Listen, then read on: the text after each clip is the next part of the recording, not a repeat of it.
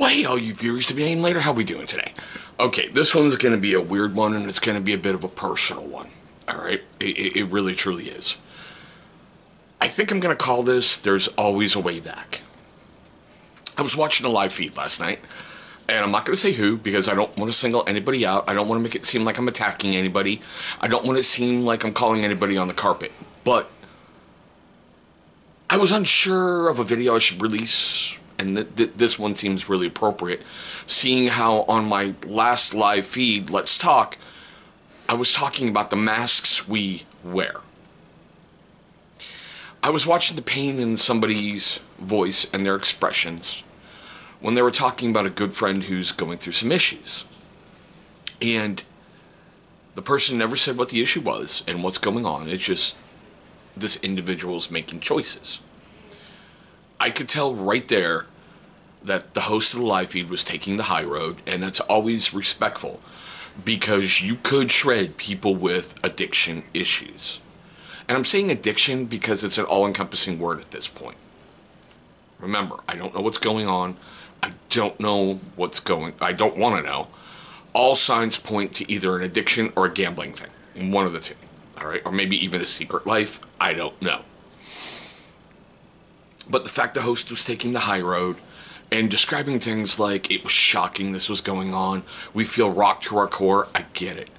Because people with addiction issues are sneaky little creatures. I'm speaking from personal experience, all right?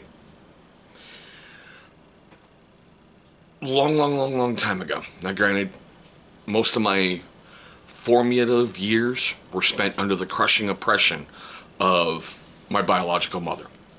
Then I joined the military. And this is how you cope with things in the military. Dude, fuck it, let's get drunk.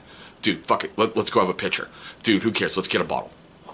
We were the fittest bunch of alcoholics, period, on the planet. As long as you showed up for your duty days sober and you could do your job, they didn't care. Unless your issues forced them to care, and then you had to go through so many programs. I got out of the service, and I basically kept that same lifestyle. Oh, hey, you got a problem? Fuck it, let's go drink. Oh, hey, fuck it, this person's screwing me over, let's go get hammered. I never really wanted to take personal accountability of my actions. And that's dangerous. Okay, because you have to have accountability for yourself. And others need to hold you accountable for your actions. I'm not talking that people are enabling this individual that I'm kind of discussing today. Okay, cool. Sorry, I had a cable issue. I'm not talking they're enabling him, but I see signs and it's reminding me of myself. To this person, I don't know if you're going to watch this video. I'm not going to say your name, okay? There's always a way back. Always. You have to realize you're having an issue. With me, it was somebody I'd been with for a very long time, left me. That's when I went, ooh, maybe I need to get my act together. Do I have it totally squared away? No. But I'm better than I was yesterday, and I'll be better tomorrow than I am today. Always moving forward. You have to have that accountability for yourself. You have to understand that others are going to hold you accountable. And your word may not mean anything anymore for a while because they have the trust issues. No offense, that's on you. Your actions, your words, your deeds, let it there. Trust me, I know how powerfully bad that can make you feel. I know firsthand. When you sit and you go, hey, I'll show up for this game night. And you don't show. Guilty. Seriously guilty. I know this sounds really dumb. Okay? You guys know I have a secondary channel. I do tabletop wargaming. Alright? Little miniatures. You buy, unassembled, unpainted, glue them together, paint them, put them on tabletop. Alright? They don't have to be held to a high standard. But I took pride in my painting at a certain point. I'm a lot further now than what I once was, but I'd show up, someone's paint job would blow me out of the water, I'd get jealous, I'd go get drunk. That would be a trigger. Boom, let me go. So I had to step back from gaming for a very long time. because I promised that, hey, yeah, I'll be there for this game night. I want to. And then nerves would start overtaking me going, hey, they know you're a fraud. Hey, they know you're an idiot. Hey, they know you're just a worthless drunk. Why even bother showing up? No one really likes you. Those were the voices in my head. And this is really not easy to talk about because the brat's sitting over there eating her breakfast and hearing me talk about this. I don't even have to turn my head. I know she's giving me a weird look like she usually does. Oh, it's fine. I hope you guys heard it. She's like, no, it's fine. But it's the fact that there's always a way forward. You have to hit that rock bottom point, and it's different for everybody. I hope you realize it soon. I do. Because you're a hell of an individual. You're somebody I respect for your chosen profession. You're someone I respect because when I've spoken to you in lives and I've had you on my lives, you're an amazing dude.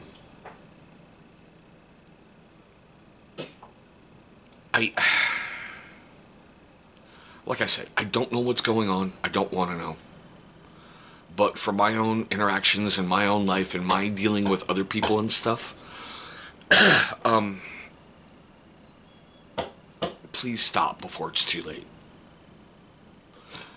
You have so much love and support that it's not even funny, but you have to see it. You have to realize it. You have to step up and go, yeah, I've screwed up.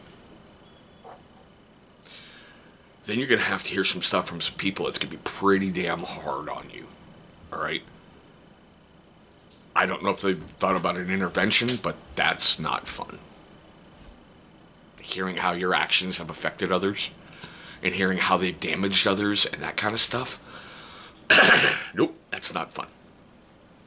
So I'm imploring you, and this goes for anybody out there who's hurting and is borderline for stuff. It's not a weakness to say I need help.